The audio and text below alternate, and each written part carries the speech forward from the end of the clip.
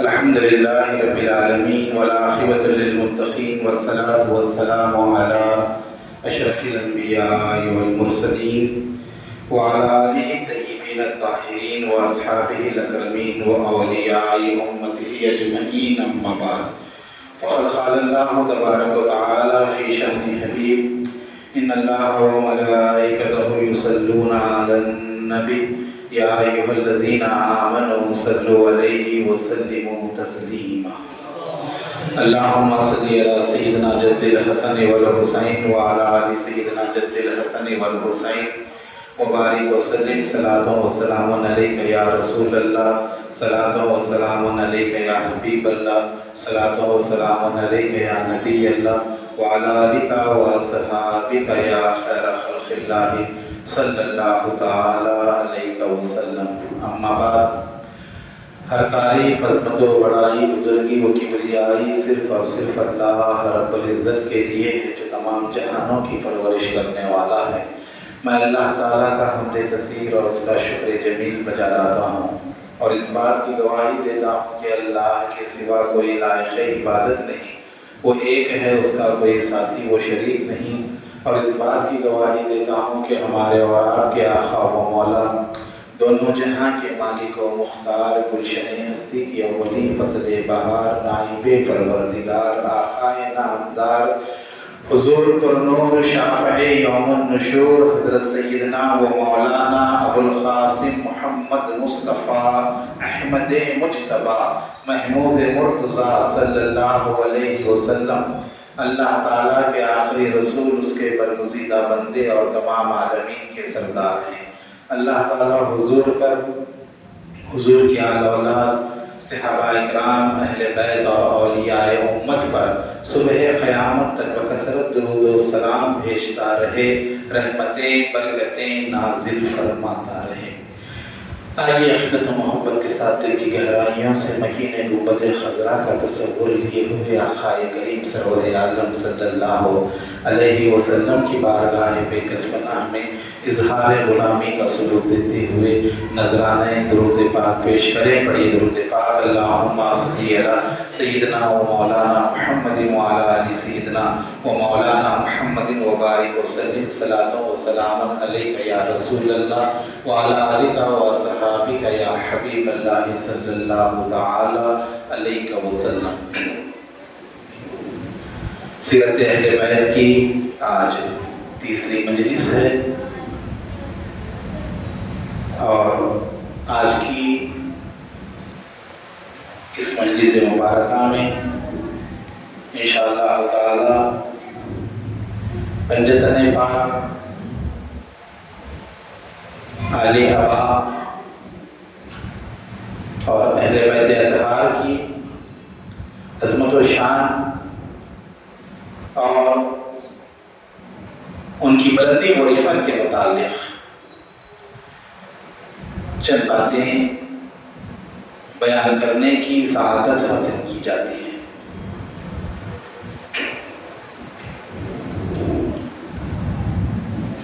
اعلیٰ حضرت نواب میر عثمان علی خان بہادر نور اللہ برکتہ فرماتے ہیں: غم حسین میں جو چشم تر نہیں رکھتے، غم حسین میں جو چشم تر نہیں رکھتے، یعنی جنہیں آنسو نہیں آتے، روتے نہیں، غم نہیں. ماتم ایک علیحدہ چیز ہے، غم ایک علیحدہ چیز ہے. آج کل لوگوں کو کنفیوز کیا جاتا ہے اور غیر ضروری طور پر جو ہے ایسے اشیاء علامہ اقبال کے ساتھ منسوب کیے جاتے ہیں جو انہوں نے لکھے ہی نہیں. ہم زندہ جاوید کا ماتم نہیں کرتے، کافر ہیں جو حیات شہداء کا انکار کرتے ہیں. اس طرح جو ہے جس میں نہ خافیہ نہ لطیف، ایسی جو ہے عبارتوں کو جو ہے لوگ جو ہے علامہ اقبال سے منسوب کر دیتے ہیں. بات کرتے ہی ڈال دیتے ہیں کہ جو ہے علامہ اقبال نے کہا. ماتم جو اہل تشیع کے پاس رائج ہے، زنجیری ماتم جسے کہا جاتا ہے، خون بہا نہ کرنا، یہ ہمارے یہاں نہیں ہے. امام کی محبت میں امام کی شہادت سن کر آنسو بہانا اور اس پر غم کا اظہار کرنا نہ صرف اکابر اولیاء اللہ اور اہل بیت بلکہ خود حضور پاک کی سنت مبارکہ ہے۔ سرکار نے واقعہ کربلا سے 60 سال پہلے ہی جب امام کی ولادت باسعادت ہوئی اور جب اطلاع دی گئی کہ شہزادے تولد ہوئے ہیں، تب حضور پاک صلی اللہ علیہ وسلم کو یہ خبر بھی دی گئی کہ یہ مظلومی کی حالت میں دشت نینوا میں عرض تف پر کربلا کی زمین پر بڑی بے رحمی کے ساتھ ان کو قتل کیا جائے گا، ان کو شہید کر دیا جائے گا۔ جب یہ اطلاع سرور عالم صلی اللہ علیہ وآلہ وسلم کو دی گئی، اسی وقت آقا کریم سرور عالم صلی اللہ علیہ وسلم کی چشمان مبارک سے آنسو بہنے شروع ہوئے۔ حضور نے غم حسین کو اپنی سنت بنایا ہے۔ تو یہ صالحہ بہادر نے کہا کہ غم حسین میں جو چشم تر نہیں رکھتے یہ وہ طیور ہیں، پرندے جو بال پر نہیں رکھتے۔ غم حسین میں جو چشم تر نہیں رکھتے یہ وہ طیور ہیں جو بال پر نہیں رکھتے۔ اور فدائی ذات علی کے میں کیا کہوں عثمان، فدائی ذات علی کے میں کیا کہوں عثمان، سوائے پنجتن پاک در نہیں رکھتے، سوائے پنجتن پاک در نہیں رکھتے۔ تو پنجتن پاک کے سوا علی کے چاہنے والوں کا کوئی در نہیں۔ وہ تو در رکھتے ہیں تو پنجتن کا در رکھتے ہیں، حیدر کا در رکھتے ہیں۔ اور چراغ دکن حضرت غلام غوث کلیمی رحمۃ اللہ تعالیٰ علیہ سلسلہ چشتیہ مرزایہ کے عظیم المرتبہ بزرگ ہیں، وہ فرماتے ہیں روز ازل سے دل میں ہے الفت حسین کی۔ بات سمجھ میں آ رہی ہے تو سبحان اللہ کہیے۔ روز ازل سے دل میں ہے الفت حسین کی، فضل خدا سے مل گئی نسبت حسین کی۔ تازہ کیا ہے دین کے پودے کو خون سے، تازہ کیا ہے دین کے پودے کو خون سے، اسلام کی بقا ہے شہادت حسین کی۔ کیا نور ہے گلیمی برستا ہے صبح و شام، کیا نور ہے گلیمی۔ اس سے پہلے کہتے ہیں کہ آل نبی کے ذکر پہ بس ختم ہے نماز، ہے نا؟ بغیر درود پاک کے نماز مکمل نہیں ہوتی۔ آل نبی کے ذکر پہ بس ختم ہے نماز، ظاہر درود سے ہے فضیلت حسین کی۔ اور کیا نور ہے گلیمی برستا ہے صبح و شام، کیا نور ہے گلیمی برستا ہے صبح و شام، معمور رحمتوں سے ہے تربت حسین کی، معمور رحمتوں سے ہے تربت حسین کی۔ برادران اسلام، فدایان اہل بیت، آج ہم امام علی مقام اور اہل بیت کی ذکر کی محفل میں حاضر ہیں۔ الحمدللہ 29 سال سے یہ سلسلہ استقامت کے ساتھ جاری ہے۔ حالات کیسے بھی ہوں لیکن اللہ کا فضل ہے، یہ مجالس آج تک رکی نہیں، اور ہم بارگاہ خداوندی میں یہ امید رکھتے ہیں اور التجا کرتے ہیں کہ اللہ اس بابرکت مجلس کو ہمیشہ قائم و دائم رکھے۔ ہم رہیں یا نہ رہیں بلکہ یہ مجلس چلتی رہے اور قائم رہے، یہ اللہ کی بارگاہ میں ہم التجا و دعا کرتے ہیں۔ اہل بیت اطہار، ان کی عظمت، ان کی شان اللہ نے قرآن پاک میں بیان فرمائی۔ یہ اور بات ہے کہ لوگ کھل کر بیان نہیں کرتے، اور جہاں پر عقیدے کے معاملے میں کچھ ہیرا پھیری ہوتی ہے وہ لوگ بھی بیان نہیں کرتے، ڈرتے ہیں۔ کہیں کوئی شیعہ نہ کہہ دے، کوئی رافضی نہ کہہ دے، کوئی تفضیلی نہ کہہ دے. آج کل ایک مزاج بنا ہوا ہے. تو یاد رکھیں، سنی اس وقت تک کہ سنی سچا ہو نہیں سکتا جب تک کہ اہل بیت کی محبت اس کے دل میں نہ ہو. بن ہی نہیں سکتا. ہمارے امام اعظم ابو حنیفہ رضی اللہ تعالیٰ عنہ، انہوں نے اہل بیت کی محبت میں اپنی جان کو قربان کر دیا. امام زید کی وہ بیعت کیے تھے. امام محمد محسن زکیہ، امام محمد ابراہیم جو امام حسن کے پوترے تھے، انہوں نے جب بنو امیہ کے خلاف علم دعا کا بلند کیا اور جہاد کیا، تب امام اعظم نے ان کی تعریف کی، جس کی سزا کے طور پر ابو منصور جعفر نے انہیں قید میں ڈالا اور قید خانے میں زہر دیا گیا، جس سے ان کی شہادت ہوئی. اہل سنت کا دوسرا امام، جسے دنیا امام شافعی کہتی ہے، لوگ انہیں بھی رافضی کہتے تھے. اب یہ بتائیں آپ، یہ خود اہل سنت کا امام شافعی رضی اللہ تعالیٰ عنہ، اب جب انہیں رافضی کہا گیا تو یہ بات معلوم پڑتی ہے کہ اس دور میں بھی اہل سنت کے اندر ایسے لوگ موجود تھے جو اپنے آپ کو سنی سمجھتے ہوئے، جو حقیقی سنی تھے، انہیں رافضی کہا کرتے تھے.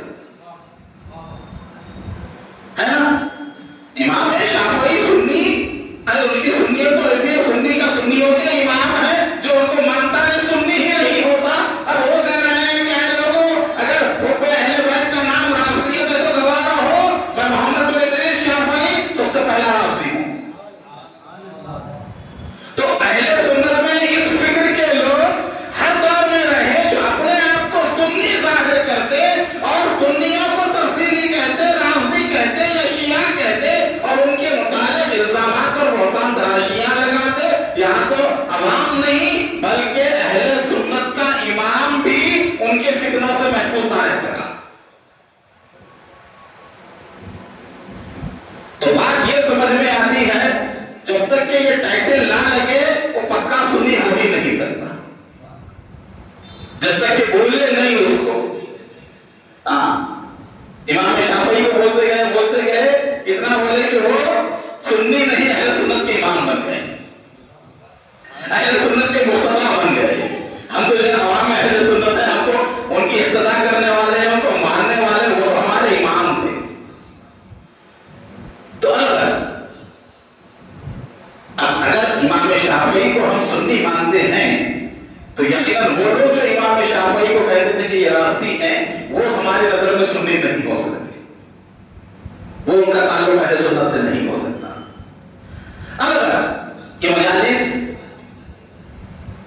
حب اہل بیت کا جذبہ جو مسلمانوں کے دلوں میں ہے، اس کو ابھارنے کے لیے اور اہل بیت نبوت سے تعلق اور مضبوط ہو، قائم ہو، ہماری نسبت روحانی اور زیادہ ہو، اسی لیے منعقد کی جاتی ہے. ہم یہ مجلس کر کے، یہ محافل کر کے کھلے عام اس بات کا اعلان کرتے ہیں کہ جسے اہل بیت سے پیار نہیں ہے، ہمیں اس کے کلمے کا اعتبار نہیں ہے. کیا ہمیں بات ہوئی بڑا ذہنوں میں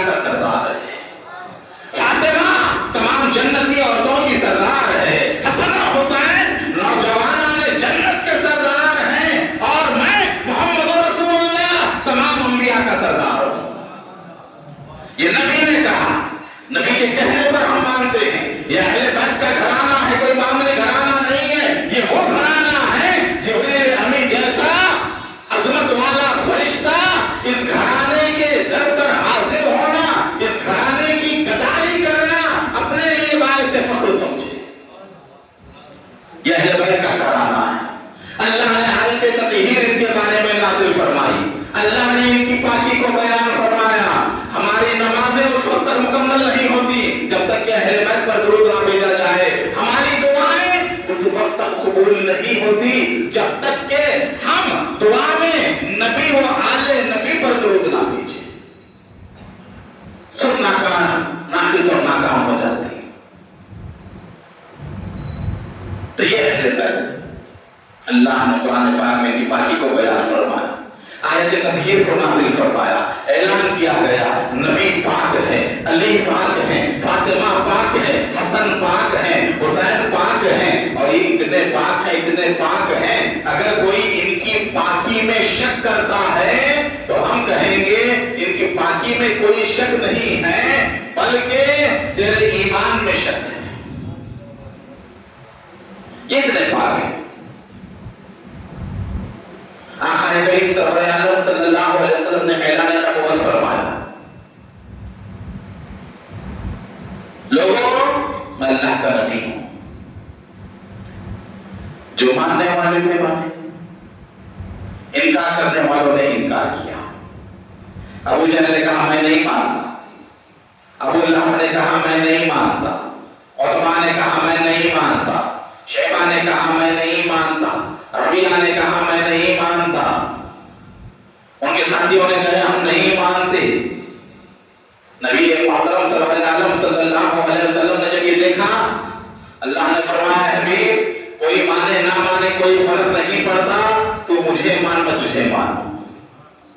इनके मानने से कुछ होने वाला नहीं, इनके इनकार करने से कुछ बिगड़ने वाला नहीं। कुफार मक्का से मुखालिफत चलती रही हुजूर की, जब तक मक्के में रहे कुफार मक्का सरकार के खिलाफ रहे, मुशरिकीन अरब सरकार के खिलाफ रहे, सरकार के जानी दुश्मन बने रहे, इतना जुल्म और सितम किया। नबी मोहम्मद सल्लल्लाहु अलैहि वसल्लम को मक्के की मुक़द्दस वादी छोड़कर मदीने के जंगल में आना पड़ा, मदीने के रेगिस्तान में आना पड़ा। मदीना आए, वहां पर कुफार मक्का थे जो रसूल को सताते थे। मदीना आने के बाद यहूदी हुजूर के मुखालिफ हो गए, ईसाई हुजूर के मुखालिफ हो गए। पूर्वों की कोशिश यही रही कि इस्लाम को खत्म किया जाए, नबी के मोहतरम सल्लल्लाहु अलैहि वसल्लम के लाए हुए दीन को किस तरह से जो है खत्म किया जाए, किस तरह इसको रोक दिया जाए, ये कोशिशें करते रहे, हर तरह के हरबे इख्तियार करते रहे। आखिर में हुआ क्या, नौबत यहाँ तक आई, ईसाइयों ने बाज़ाब्ता नबी मोहतरम से मुनाजरा करने की ठानी, नबी मोहतरम सल्लल्लाहु अलैहि वसल्लम से बहस करें, डिबेट करें, और उसके बाद जो है डिबेट करने के बाद जो है मुनाजरा करें और साबित करें कि ईसाइयत हक़ानियत पर है, ईसाइयत सच्चाई पर है। लिहाजा वो आए नजरान के ईसाई, मक्का मुकर्रमा से 7 मंजिल की दूर पर यमन की जानिब एक शहर था नजरान, जिसमें 73 गांव थे, 73 गांव। बहुत से ईसाई वहां पर रहा करते थे। बहुत बड़ा गिरजाघर था जिसको ईसाई लोग काबे की तरह समझते थे। 12 या 14 सरदार बड़े बड़े ईसाइयों के, जिनमें 3 बड़े आलिम थे ईसाई दुनिया के। अब्दुल मसीह आखिर था जो तमाम मजहबी उमूर का जिम्मेदार था। दूसरा अहम था जो मालिया और फाइनेंस के मामले जितने होते उसकी तरफ देखो, उसकी जिम्मेदारी थी, खाने पीने की तमाम ईसाइयों की जिम्मेदारी। और तीसरा अबू हारिसा बिन अलकमा था जो उस दौर का ईसाइयों का सैयदुल उलमा था या शेखुल उलमा था, सबसे बड़ा सरदार था। यहां तक कि उस दौर के बड़े ईसाई सलातीन उसकी ताज़ीम करते, उसकी बात को हुर्फ आखिर समझा जाता। 70-80 का ग्रुप बड़े बेहतरीन अंदाज से शायाना शान तौर पर ज़रबख कपड़े पहनकर पूरी तैयारी के साथ मदीना मुनव्वरा आते हैं। रसूल गिरामी मकान सरवाए आलम सल्लल्लाहु अलैहि علیہ وسلم سے مناظرہ کرنے کے لیے، مباہلہ کرنے کے لیے۔ عصر کا وقت ہے، حضور نماز عصر ادا فرما رہے ہیں مسجد نبوی شریف میں، اور یہ عیسائیوں کا پورا وفد، پورا قافلہ مسجد نبوی میں آیا، گھوڑے باہر باندھ دیے اور مسجد نبوی میں آ کر مشرق کی طرف انہوں نے اپنا چہرہ کیا اور عبادت میں لگ گئے۔ نماز ختم ہوئی، حضور سے بحث کرنے کے لیے آئے، کہا ہم نے سنا ہے کہ آپ حضرت عیسیٰ کو اللہ کا بیٹا نہیں مانتے۔ حضور نے کہا ہاں، اللہ کا کوئی بیٹا نہیں، کہو کہ بیٹا اپنے باپ کے مشابہ ہوتا ہے، باپ کی طرح ہوتا ہے۔ اگر عیسیٰ اللہ کے بیٹے ہیں تو مشابہت کیسی ہے اللہ سے؟ اللہ بے نیاز ہے، عیسیٰ نیاز مند ہے۔ اللہ کھانے پینے سے بے نیاز، عیسیٰ کھانا کھایا کرتے تھے، پانی پیا کرتے تھے۔ تو کئی چیزیں ایسی ہیں کہ وہ بندے ہیں، بیٹے نہیں ہو سکتے۔ انہوں نے کہا کہ ہم نہیں مانتے۔ آپ نے کہا کہ کیوں نہیں؟ کہا کہ دیکھو بغیر باپ کی اولاد کیسے ہو سکتی ہے، بغیر باپ کی بیٹا کیسا ہو سکتا ہے؟ باپ تو ہونا ضروری ہے۔ اب عیسیٰ کا کوئی باپ نہیں ہے تو یہ اللہ تعالیٰ ہی عیسیٰ کے باپ۔ حضور نے فرمایا اگر یہی بات ہے تو پھر آدم علیہ السلام کی ماں باپ کون ہے؟ ارے یہاں تو ماں ہے، وہاں تو ماں بھی نہیں، آدم علیہ السلام کی۔ تم جو دلیل دے رہے ہو کہ کیسا ہو سکتا ہے بغیر باپ کے بیٹا، تو آدم کیسا ہو گئے؟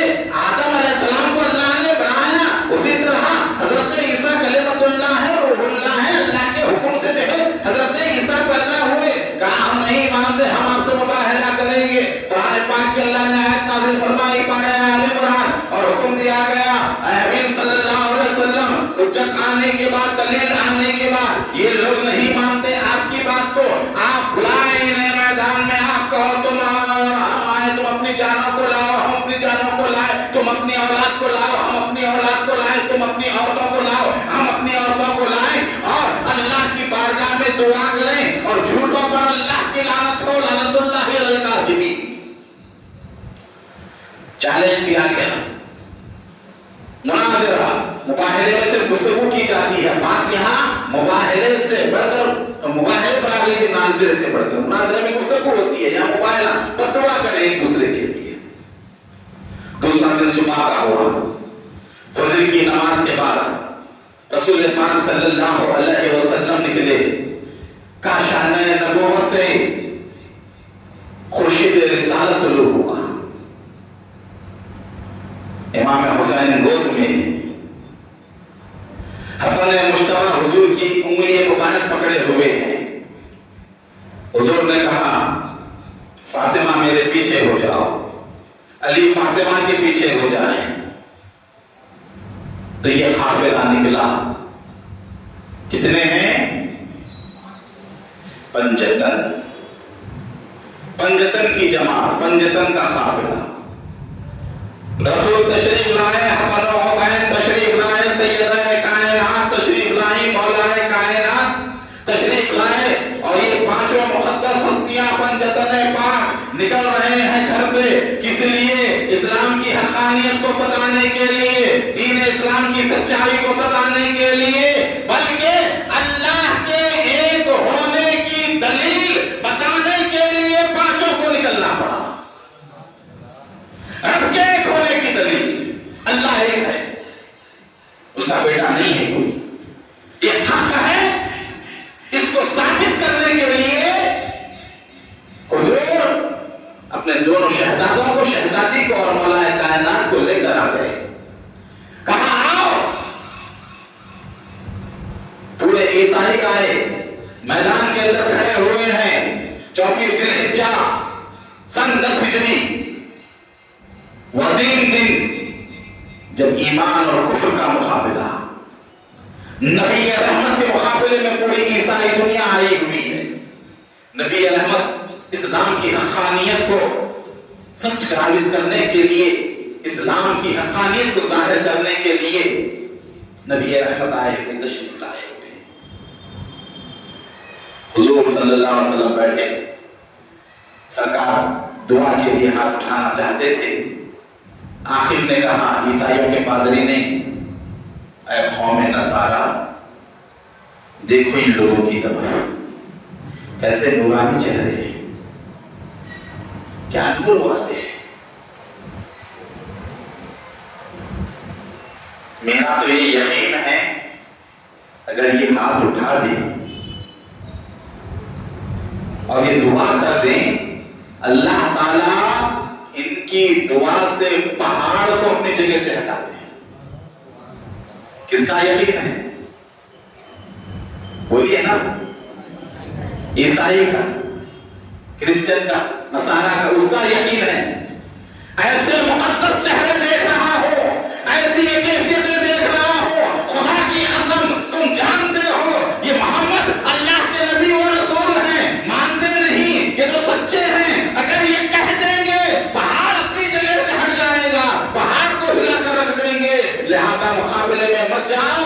اب ان کی مان لو, جو کہتے ہیں جزیہ دینا منظور کر دو. وہ آئے اور کہا اے محمد صلی اللہ علیہ وسلم, ہم آپ سے مباہلہ نہیں چاہتے, ہم آپ سے کوئی لڑائی جھگڑا نہیں چاہتے, ہم آپ کو جو ہے مانتے ہیں, آپ نے جو کہا تسلیم کر لیں گے, لیکن ہم آپ کے مقابلے میں نہیں آئیں گے. لہٰذا آپ ہمیں چھوڑ دیں. حضور نے چھوڑ دیا اور انہوں نے درخواست دی کہ حضور ہم 2000 جوڑے ہر سال مسلمانوں کے لیے پیش کریں گے, 16 ذرائع اور تلواریں پیش کریں گے, نیزے پیش کریں گے. یہ جزیہ دینا انہوں نے منظور کر لیا اور حضور کے اور پنجتن کے مقابلے میں نہیں آئے.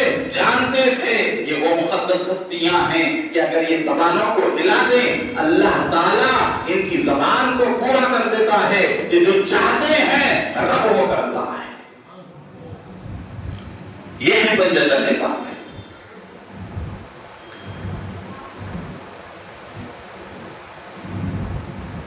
یہ ان کی شان. اللہ نے فرمایا آپ کہنے لاؤ تم اپنی عورتوں کو, ہم اپنی عورتوں کو. حضور کس کو دے گئے؟ بی بی فاطمہ کو. اللہ نے فرمایا لاؤ تم اپنے بیٹوں کو, ہم اپنے بیٹوں کو لائیں گے. بیٹوں کے مقام پر حضور نے کس کو رکھا؟ بولیے نا, سن رہے ہیں, سمجھ میں تو آ رہا ہے. بیٹوں کے مقام پر کون تھے؟ امام حسن امام حسین کو حضور نے بیٹوں کے مقام پر رکھا, شہزادی کو عورتوں کے مقام پر رکھا اور کہا اس کے بعد کہ لاؤ تم اپنی جانوں کو, اور اپنی جان کو ہم لے کر آتے ہیں. اپنی جان کے مقام پر کس کو رکھا؟ علی مرتضیٰ کو رکھا.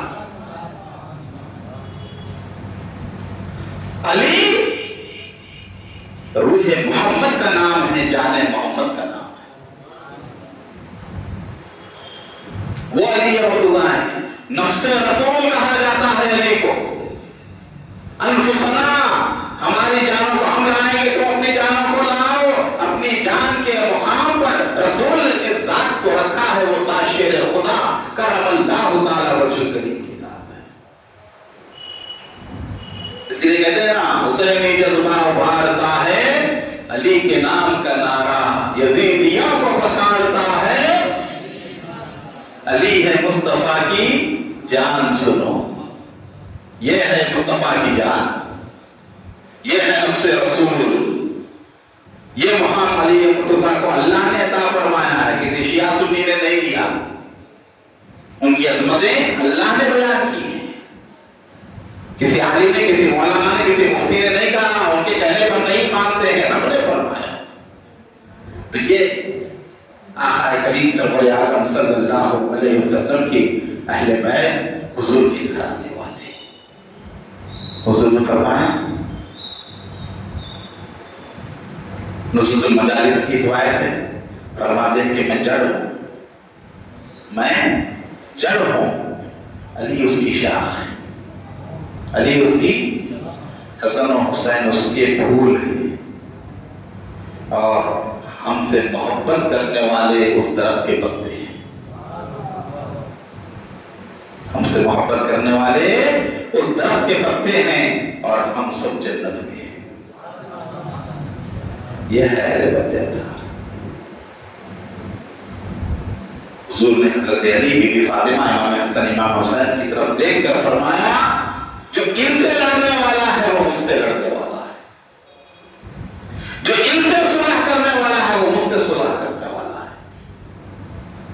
پنجتن کا مخالف تو پنجتن کا نہیں، رسول اللہ کا خاص مخالف، وہ پنجتن ہے پاک۔ حضور نے فرمایا میری مثال آفتاب کی طرح ہے، علی چاند کی طرح ہے، فاطمہ زہرا ستارے کی طرح ہے، اور حسن و حسین خلقین کی طرح ہے، جو ستارے ہیں جو اس کے ساتھ لگے رہتے ہیں، اور ہم ہی سے دنیا کی تمام روشنی۔ یہ اہل بیت اطہار ہے، یہ ان کی عظمت ہے، ان کی شان۔ تو اللہ تعالیٰ نے پاک بند مقام عطا فرمایا، آیت تطہیر نازل ہوئی، اہل بیت کی شان کو بیان کیا گیا، پنجتن کی شان کو رسول نے بیان کیا۔ آیت مباہلہ نازل ہوئی، حضور انہیں لے گئے۔ محدث ذکر عبداللہ شاہ صاحب قبلہ نقشبندی کی روایت آپ نے سنی، کیا شان ہے۔ آدم علیہ السلام نے ان کے ناموں کے وسیلے سے دعا مانگی، اے اللہ، اے محمود محمد کے وسیلے سے، اے اعلیٰ علی کے صدقے میں، اے فاتح فاطمہ کے لیے، اے محسن حسن و حسین کے لیے میری جو ہے قصور کو معاف فرما۔ آواز آئی، آدم یہ وہ نام ہے، اگر ان کے نام سے تم پوری اولاد کے لیے بھی دعا مانگتے تو سب کی بخشش کر دیتے۔ یہ ہے پنجتن پاک، دنیا و آخرت میں نجات دلانے والے۔ درود پاک پڑھیں، اللہم صلی علی سیدنا مولانا محمد وعلی آل سیدنا مولانا محمد مبارک وسلم، صلاۃ و سلام علیک یا رسول اللہ وعلی آلک و اصحابک یا حبیب اللہ صلی اللہ تعالی علیہ وسلم۔ تو اللہ رب العزت قرآن پاک میں ان کی جو ہے عظمت کو بیان فرماتا ہے۔ احادیث مبارکہ میں حضور صلی اللہ علیہ وسلم نے ان کی شان، ان کی رفعت کو بیان فرمایا۔ اسد الغابہ یہ جو ہے بہت بڑی کتاب ہے، جس میں صحابہ کرام کے حالات ہیں، اصل کہتے ہیں شعر، اصول اس کی جمع، اسد الغابہ اسلام کے شعر فی معرفت الصحابہ، جس سے صحابہ کرام کی معرفت حاصل ہوتی ہے، صحابہ کرام کی جو ہے پہچان ہوتی ہے۔ تو اسد الغابہ کی جو ہے روایت اسد الغابہ فی معرفت الصحابہ میں مسند احمد بن حنبل سے حضور نے شہزادی کونین سے کتاب فاطمہ الزہرا سے فرمایا، اے فاطمہ میں یعنی حضور، تم اور یہ دونوں یعنی امام حسن امام حسین اور یہ سونے والا، جب حضرت یہ آرام فرما رہے تھے، یہ سونے والا قیامت کے دن ایک ہی جگہ ہوں گے، ایک جگہ ہوں گے۔ حضرت عبداللہ بن عباس کہتے ہیں حضور نے ارشاد فرمایا، میں علم کا ترازو ہوں۔ کیا ہوں؟ علم کا ترازو ہوں، علی اس کا پلڑا ہے۔ میں علم کا ترازو ہوں، علی اس کا پلڑا ہے، اور حسن و حسین اس کی ڈوریاں اور رسیاں ہیں۔ مثال دیکھیں آپ، کس انداز سے سرکار نے مثال دی، کس طرح سے امت کو سمجھایا۔ اتنا سمجھانے کے باوجود بھی سمجھ میں نہیں آتا تو معلوم ہے کہ اوپر کا حصہ خالی ہے، پھر بھی سمجھ میں نہیں آتی اہل بیت کی شان، پھر بھی سمجھ میں نہیں آتا اہل بیت کا مقام۔ فرمایا میں علم کا ترازو ہوں، علی اس کا پلڑا ہے، اور حسن و حسین اس کی رسیاں ہیں، اور فاطمہ اس کا دستہ ہے جس سے پکڑی جاتی ہے ترازو۔ فاطمہ اس کا دستہ ہے، اور میرے بعد ائمہ اطہار پاکیزہ امام اس کی سلاخیں ہیں، جس کے ذریعے ہمارے ساتھ محبت کرنے والے اور بغض رکھنے والوں کے اعمال تولے جائیں گے، سب کے اعمال اسی ترازو میں تولے جائیں گے، محبت والوں کے بھی اعمال تولے جائیں گے، اور بغض و حسادت رکھنے والوں کے بھی اعمال تولے جائیں گے۔ تو یہ اہل بیت یہ پنجتن پاک ہیں، اور یہ ان کی شان اور ان کی عظمت ہے۔ اور ایک جگہ فرمایا، امام عبدالرحمن صبوری فرماتے ہیں، حضور نے فرمایا علی، مولا کائنات سے فرمایا علی میری اور تمہاری تخلیق کا جوہر ایک ہی ہے۔ یہ انفرادیت ہے، ایک کمپیرزن تحول کا ہم سے کو ایسے نہیں، جس کی فضیلت اپنی جگہ مسلم، خلفائے راشدین ہیں ان کی عظمت اپنی جگہ مسلمہ ہے، حضرت علی کی جو فضیلت ہے وہ اپنی جگہ مسلمہ ہے، کوئی دوسرا کو حق نہیں بنتا فیصلہ کرنے کا ان کے درمیان۔ ہاں، شگفتہ گلشن زہرا کا ہر گلے در ہے، کسی میں رنگ علی ہے کسی میں بوئے رسول۔ تو یہ شان ہے ان لوگوں کی، ان لوگوں کو جو ہے دوسروں سے تقابل نہیں کرنا، دوسروں کے مقابلے میں نہیں لانا، جس کی شان اس کے ساتھ۔ ہم جس کی وجہ پر بیان کرتے ہیں کھل کے بیان کرتے ہیں، صدیق اکبر کا بھی معاملہ کو کھل کے بیان کرتے ہیں۔ ہمارا عقیدہ اہل سنت جماعت کیا ہے؟ افضل البشر بعد الانبیاء، یہ اہل سنت جماعت کا عقیدہ ہے، ہم مانتے ہیں اس کو، اس میں کوئی شک نہیں ہے۔ جس طرح پورے صحابہ میں صدیق اکبر سب سے افضل ہے، اسی طرح پورے اہل بیت میں سیدہ فاطمہ اور حضرت علی سب سے افضل ہے۔ بات ایک طرف کی نہیں، ہم دونوں طرف کی بات کرتے ہیں، ایک طرفہ بات نہیں۔ جس طرح صحابہ میں ابو بکر افضل ہے، حضور کے گھر والوں میں اہل بیت میں علی افضل ہے۔ زمانے کو تالے پڑ جاتے ہیں علی کا نام آتے ہی، ہوٹ بند ہو جاتے ہیں، کھلے عام بول رہے ہیں، ایسے بلانی کے مت نام خانہ کو جو علی علی علی کہتے ہیں، بولے شیعت کو فروغ مل رہا ہے، وہ شیعت کو فروغ دے رہا ہے تو تم خارجیت کو فروغ دے رہے ہو، ناصریت کو فروغ دے رہے ہو۔ تو حضور پاک نے فرمایا اے علی، میری اور تیری تخلیق پیدائش اللہ نے ایک ہی جوہر سے کی ہے۔ فرمایا ہم ایک درخت سے ہیں، ہم ایک درخت سے ہیں، جڑ میں، شاخ تم، ڈالیاں حسن و حسین، اور جو شخص اس درخت کی کسی بھی ڈالی کو تھام لے گا وہ جنت میں جائے گا۔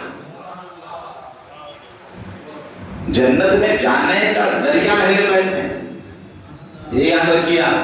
لوگ بولتے محبت محبت محبت کی بات کر رہے ہو، عمل کی بات کرو۔ ہم عمل کا انکار نہیں کرتے، ہم یہ نہیں کہتے کہ نمازیں پڑھو معاذ اللہ صبح معاذ اللہ، ہم یہ نہیں کہتے کہ روزے پر رکھو عمل مت کرو، عمل بھی کرو، لیکن اس کے ساتھ ساتھ محبت ضروری ہے۔ کیوں ضروری ہے؟ عمل کرنے سے کیا ہوتا ہے؟ انسان کے درجات بلند ہوتے ہیں۔ عمل سے کیا ہوتا ہے؟ نیکیوں میں اضافہ ہوگا، عمل کریں گے نا نیکیوں میں اضافہ ہوگا۔ قرآن پاک کی تلاوت کر رہے ہیں تو حکم کیا ہے؟ حافظ قرآن سے کہا جائے گا قرآن پڑھ، جس طرح دنیا میں پڑھتا تھا ایک ایک درجہ بلند ہوتا رہے گا، آخری آیت پہ جب پہنچے گا وہ آخری درجہ ہوگا۔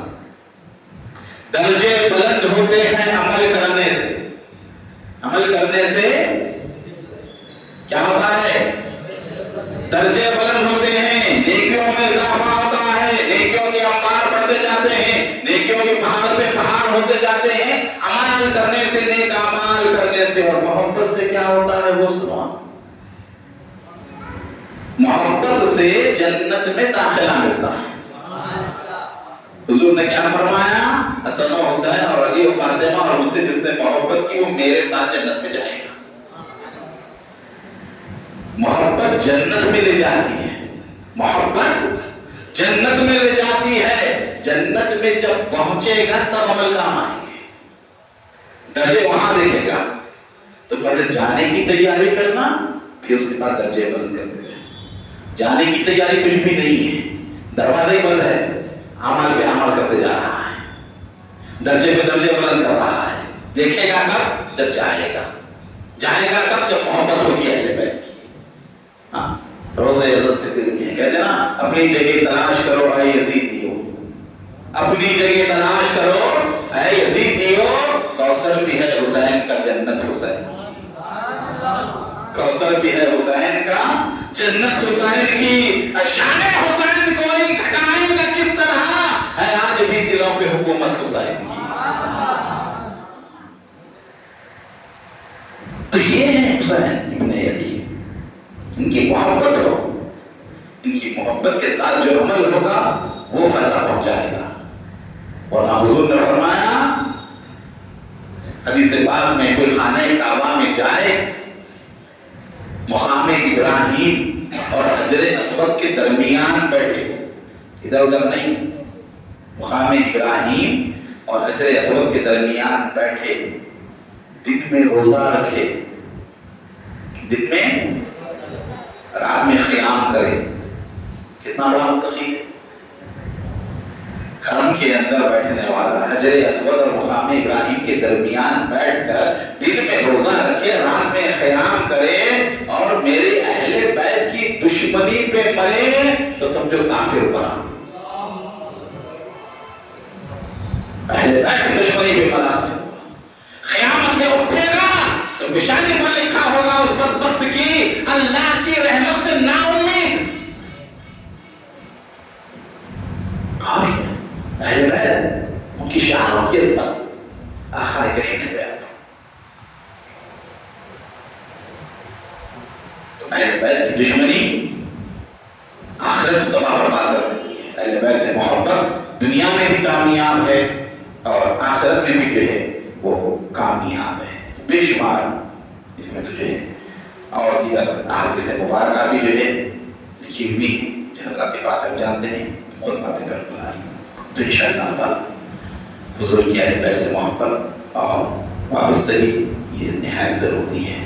تو کوئی یہ سوال کرے کہ بھئی اسی کے اوپر زور کیوں دیتے ہیں، تو یاد رکھیں کہ بیماری جو ہوتی ہے علاج اس کا کیا جاتا ہے۔ جس چیز کی کمی ہے نا وہ دینا ہے، دوسری چیزیں سب ہیں۔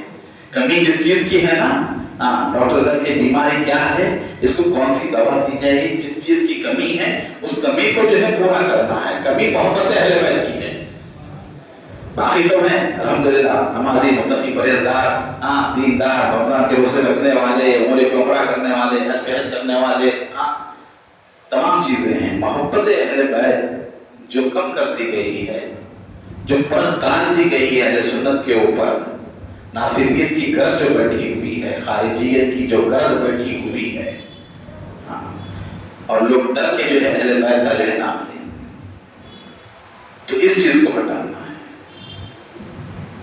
اور دورہ ہے کیا بولیا، جس نبی کے کلمہ پڑھنے والے ہیں ان کے گھر والوں کو نہیں مانتے، جو اس سے بڑی بدبختی کیا ہے؟ تو خطا رہی ہے۔ نبی کی معرفت بے شک در حیدر سے ملتی ہے۔ کہاں سے ملتی ہے؟ ادھر ادھر سے نہیں۔ جتنے سلسلے ہیں، چاہے بریلویوں کے سلسلے ہوں، دیوبندیوں کے سلسلے ہوں یا نظامیوں کے سلسلے ہوں، تینوں پکاتے کے فکر کے جتنے بھی سلسلے ہیں نا، سب علی مرتضیٰ پہ جا کے ختم ہوتے ہیں اور وہاں سے حضور سے ملتے ہیں۔ حضور کے بعد حضرت علی کا نام آتا ہے، شجرے پڑھے تو معلوم ہوگا، کبھی پڑھنے کی توفیق ہی نہیں ہوتی شجرا، تو معلوم پڑا جا حضور کے بعد کس کا نام ہے، حضور کے روحانی جانشین کون ہے، حضور کی روحانی نعمتیں کس کو ملی، تو بولو گے حضرت علی تک پہنچتے ہیں، حضرت علی سے حضور تک پہنچتے ہیں۔ حضور پاک صلی اللہ علیہ وسلم کا حضرت علی کے ذریعے نبی کی معرفت بے شک در حیدر سے ملتی ہے۔ یہ دولت جس کے گھر کی ہے اسی گھر سے ملتی ہے، یہ دولت جس کے گھر کی ہے اسی گھر سے ملتی ہے۔ فرشتوں آؤ مجھ سے پوچھو، میں پیشی میں رہتا ہوں، اے مالک گھر کا کیسا، یہ خبر نوکر سے ملتی ہے۔ اے مالک گھر کا کیسا، یہ خبر نوکر سے ملتی ہے۔ نوکر بنو تو معلوم پڑے گا مالک کی شان کا ہے، ان کے در کی غلامی اختیار کرو تو معلوم پڑے گا کس عظیم گھرانے کے وہ لوگ ہیں، کیا شان ہے، کیا رفت ہے، اللہ نے کیا مقام عطا فرمایا ہے۔ چھوٹی چھوٹی معاملی باتوں کو لے کر اعتراضات کرنا، تنقیدیں کرنا، بچکانی کے خطر کی حرکت ہے۔ مولانا علیہ السلام نے لکھنا، ارے اس طرح کی باتیں امام حسن رضا ہوں، ارے اٹھا کر دیکھو، بریلوی ہے تو بریلوی کی کتابیں اٹھا کر دیکھیں، دیوبندی تو دیوبندی کی کتابیں اٹھا کر دیکھیں، اپنے اکابروں کی کتابوں کو اٹھا کر دیکھو، سب نواسوں کے نام کے ساتھ علیہ السلام لکھ رہے ہیں، بی فاطمہ کے نام کے ساتھ امام بخاری نے لکھا۔ اچھا بھائی وہ بھی ماہر باشیت سے بولے شیخ کی طرف اٹھا امام بخاری کا۔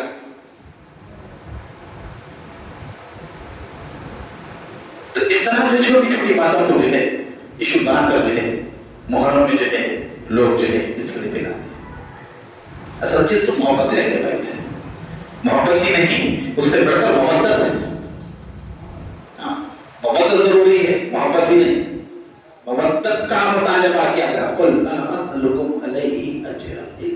المودۃ فی القربى. ابھی وہاں فرما دیجیے میں اس تبلیغ رسالت کے بدلے میں تم سے کچھ نہیں مانگتا. احساس ہے مسلمان ہونے کا، احساس ہے کلمہ پڑھنے کا، احساس ہے شریعت کا، احساس ہے دین کا، احساس ہے اللہ کی معرفت کا. کچھ دینا چاہتے ہو کیا دو؟ اہل بیت سے مودت رکھو، اجر رسالت کریں. تبلیغ دین رسالت کے بدلے میں نبی کچھ نہیں مانگتے، نبی کو کچھ نہیں چاہیے.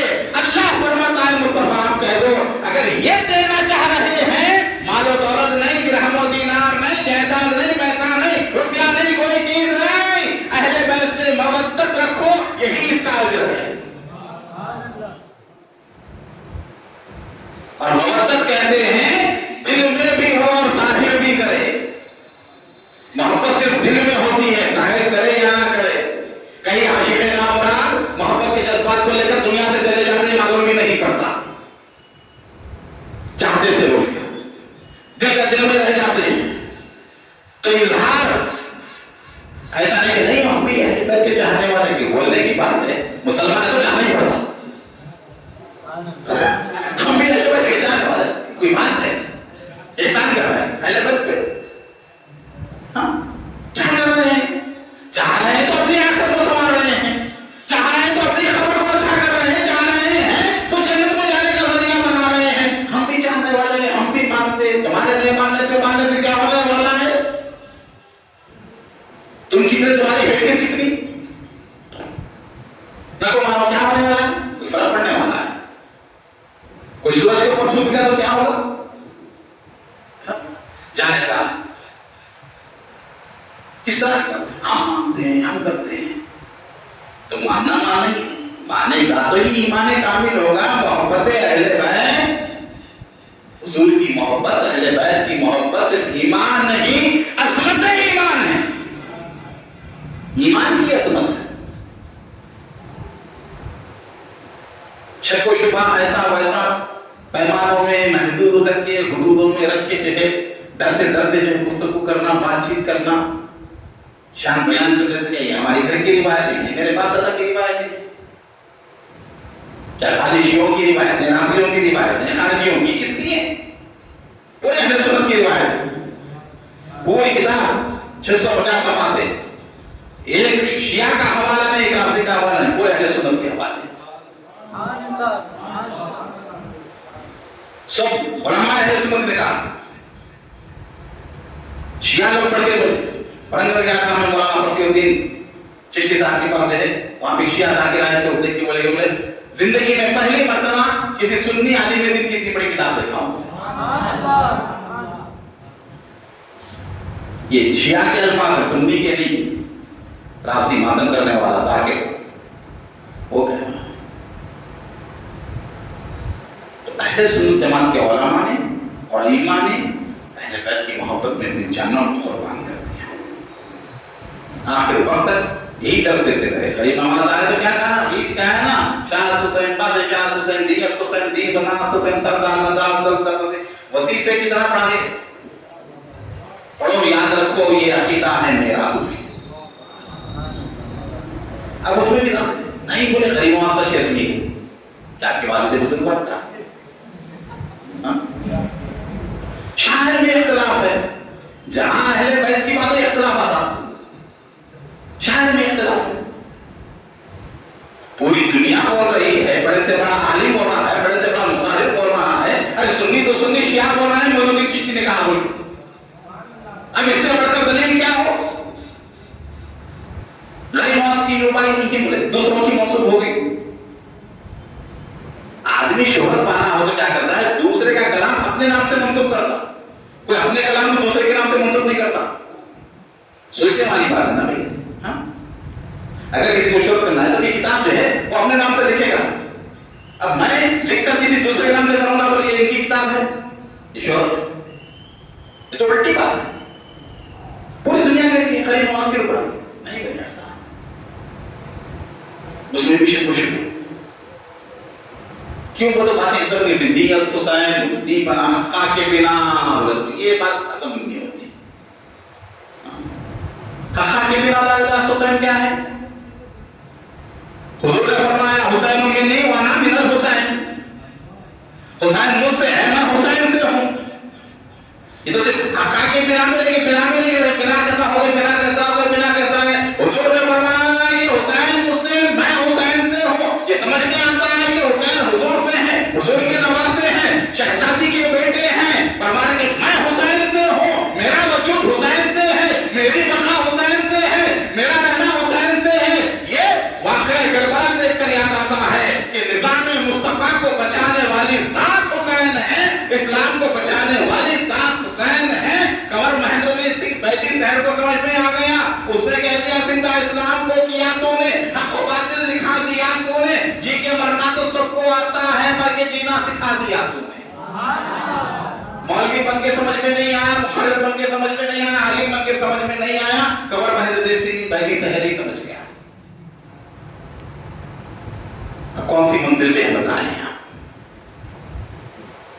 سرکار فرمایا میں حسین سے ہوں۔ کیوں؟ دین حق کربلا تک مصطفیٰ کے نام ہے۔ ایک صاحب آئے تھے کئی سال پہلے جو ہے درگاہ یوسفین میں، میرا بیان سن کے مجھ سے ملاقات کی، پوسٹر دیکھے، بولے کہاں ہے مجھ سے پوچھے وہ، بولے مسجد ایسا ہی پہ ہے، بولے میں بیان کرتا ہوں، تو بڑا خوش ہوئے وہ، بولے آپ بھی ہیں؟ بولے جی ہاں میں بیان کرتا ہوں 10 دن۔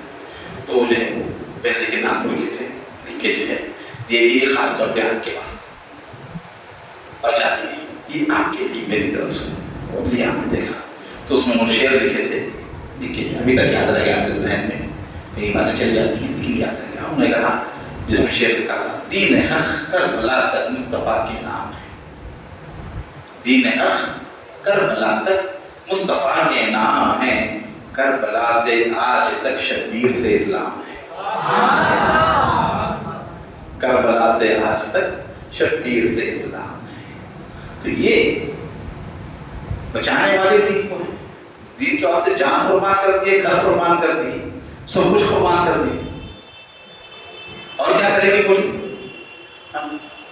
برا خون بہا دیے اہل بیت، ابھی تک احساس نہیں، وہ ایسا ہے، یہ ایسا ہے، وہ ایسا ہے، وہ ایسا ہے۔ ہاں تو الغرض اہل بیت کی محبت ہمارے مومن ہونے کی علامت ہے، مسلمان ہونے کی پہچان ہے، اسی پہ ہمیں قائم رہنا ہے اور اسی سے اس دنیا سے اس محبت کو لے کر ہمیں جانا ہے۔ اللہ تعالیٰ ہم تمام کو اہل بیت اطہار کی محبت میں زندہ رکھے اور انہیں کی محبت اس دنیا سے جائے۔ وما علینا الا البلاغ، کھڑے ہو جائیے، صلاۃ والسلام کی